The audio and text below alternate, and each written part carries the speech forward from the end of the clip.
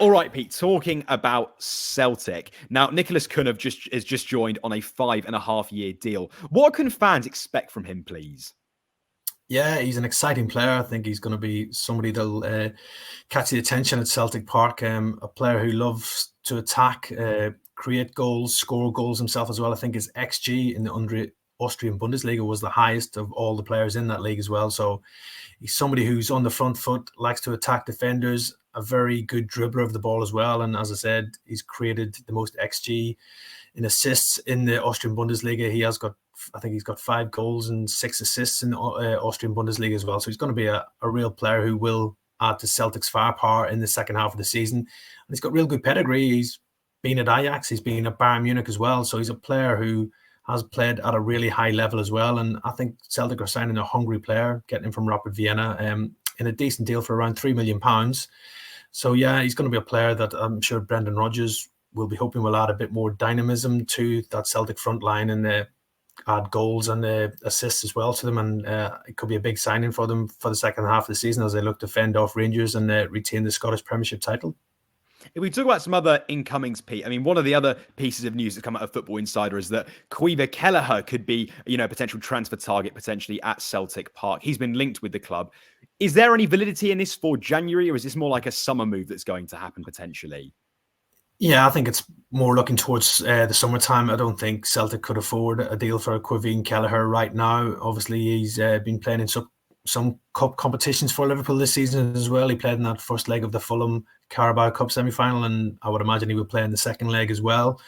But Liverpool aren't going to let him leave unless it's a really crazy offer in January. He's second choice to Alisson as well. So if anything was to happen to Alisson, he would be needed by Jurgen Klopp. So I think for Kelleher himself, he's probably going to have a decision to make in the summer. Does he need to leave Anfield in search of regular first-team football just to give his career a bit of a kickstart as well? And I'm sure Celtic will be one of the clubs who are looking at the Republic of Ireland international. He's the modern-day goalkeeper. He's very good with the ball at his feet as well, and at a very good age as well, where I think he's only going to get better and better, which he will do if he does find regular first-team football. So I think Liverpool's asking price could be a problem for Celtic. There's talk of Liverpool wanting around £20 million for Caoimhe Kelleher, and that's going to be a bit too rich for Celtic right now as well. And I think for Brendan Rodgers, that goalkeeping area is a priority come next summer because Joe Hart is out of contract and he will be looking to bring in probably a new number one, and Kelleher will be definitely somebody who figures high on his list. And a left-back seems to be a priority potentially this window. Talking of Liverpool, is there any more news, please, on Owen Beck? Because those links haven't stopped ever since the January window really opened. Yeah, again, another area of the team that Brendan Rodgers wants to strengthen in. He's got Greg Taylor there at the minute playing at left-back, but he does want some cover and competition for Taylor because Bernabia hasn't really met expectations at Celtic Park since his arrival, and I think Celtic could be willing to let him move on before the end of the window as well. Owen Beck had a great first half of the season in Scotland with Dundee, and that's where really he piqued the interest of Celtic with his performances for Dundee as well. Obviously, he was recalled by Liverpool when the January transfer window opened due to injuries to Andy Robertson and Tsimikas. If both of those players do return quickly and before the end of the window, I'm sure Celtic will definitely step up their interest in Owen Beck to see if they could at least get him back on loan, if not on a permanent deal. A lot will depend on what Liverpool want to do with Owen Beck, but once Robertson and Tsimikas come back, he's going to find himself down that pecking order, so that could increase Celtic's chances of landing him before the close of the window. And other than that, Pete, are there any other positions that Brendan Rodgers is potentially eyeing up? I mean, I know a striker has been spoken about a lot to take the pressure off Kyogo. Are there any names, please, that you can potentially share with us that the club are looking to sign?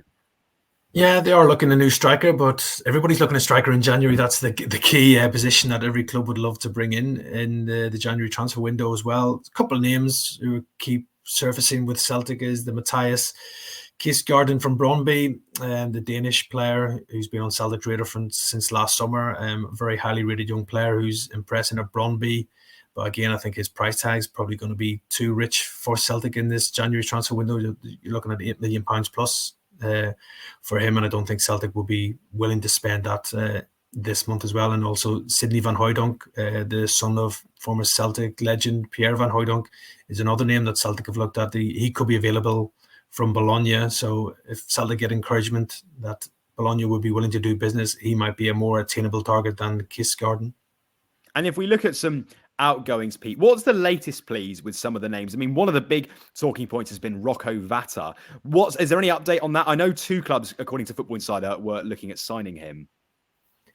Yeah, I think Rocco Vata, obviously, he's coming to the end of his contract at Celtic as well, and Celtic are open to offers for him right now as well. There has been interest from abroad, mainly from Italy, for the Republic of Ireland under-21 international. We've had Como from Serie B have expressed their interest to Celtic officially, while Bologna are also interested in the forward as well. And we did a story on Football Insider just recently as well that Sampdoria have also joined the chase for Rocco Vata. So he's got 3 decent clubs interested in him as well. I think the player himself would be keen on a move away from Celtic in search of regular first-team football. And I fully expect Rocco Vata to move on before the close of the window. But even if he doesn't, he could sign a pre-contract with any of those interested clubs as well due to his contract situation as well. So I do expect Rocco Vata to move on. And Cameron Carter-Vickers has been linked with some Premier League clubs, including West Ham, Brentford and Forest. Are there validity in these claims? And what sort of a fee would he command in this window? Yeah, I wouldn't be surprised if Cameron Carter-Vickers is attracting interest from the Premier League. He's been a real success story for Celtic since moving up to Scotland. He was a key man for Ange Postecoglou, and he has been again for Brandon Rodgers. There's no doubt he is Celtic's best centre-back, so that's why these Premier League clubs are looking at the American international as well. Celtic don't really want to lose Cameron Carter-Vickers, especially midway through the season. He's had his injury problems this season as well, which have maybe held him back. But I think for Celtic to even consider selling them, you're probably looking around the £20 million mark. I think for somebody like Carter-Vickers as well, and with other defensive issues that Celtic have had this season with injuries and everything else, and maybe some players not playing to the top of their form, I don't think Brandon Rodgers would consider cashing in on Carter-Vickers this month. And there's been some speculation about Liel Abada's future at the club. Do you expect him to stay in this window, or could he potentially go, if not now, in the summer? I expect him to stay this month. I don't think Brendan Rodgers would be willing to let Liel Abada go. He was, at the start of the season, he was a key man in the side, starting every week until he's got an injury which has sidelined him for a number of months right now as well. But obviously Liel Abada now has competition for places in that Celtic wide attack now. You've got Lewis Palmer, who came in the summer. You've also now got Nicolas Kuhn, so that's going to increase competition for a place in Brendan Rodgers' starting 11. I'm sure Abada will be confident that once he's fit, he could get back into that team as well. But I think summertime, if he's not playing regularly in the second half of the season, I think there might have to be a decision to be made by Liel Abada that maybe it's time to move on from Celtic as well. And I'm sure there'll be a number of clubs who are monitoring his situation right now at Celtic Park. So for Celtic right now, I don't think they want to weaken the squad. So I expect him to stay this month. But yeah, there could definitely be movement in the summer.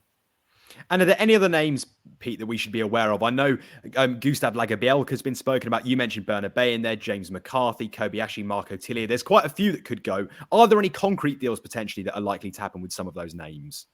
Yeah, I think probably the one most likely to move on will be Lagerbielke. There's been quite a bit of interest from him.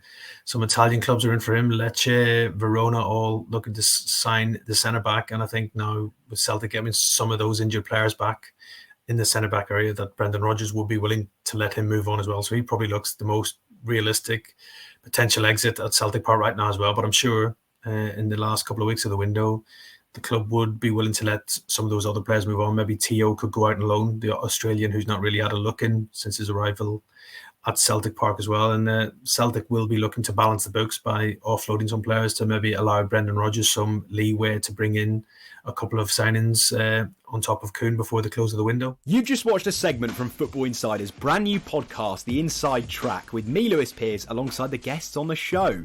Thanks very much for tuning in. Please do give the video a like, comment your thoughts on the topic, and feel free to share on your social media pages. If you want to listen to the full podcast episode, click the link in the description below.